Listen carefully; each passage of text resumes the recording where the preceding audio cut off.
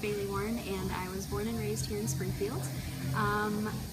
So fun fact, both of my parents are gay.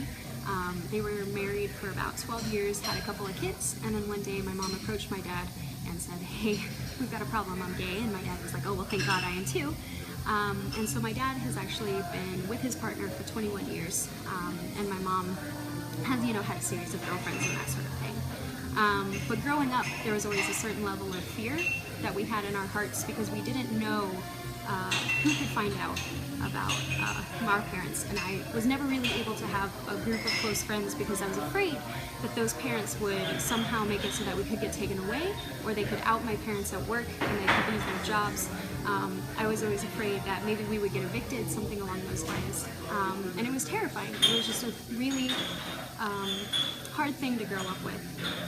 And I actually remember one time I was about 7 years old, and me and my sister and my two dads sat down at a steakhouse here in town, and we were served, like we were sat, we weren't actually served.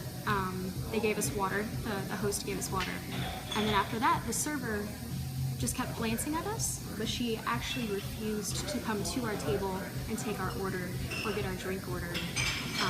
And even at 7 years old, I remember how embarrassing that was, but then also just how hurtful it was to know that there was a group of people out there who believed that we weren't even good enough to be served, a Dr. Pepper.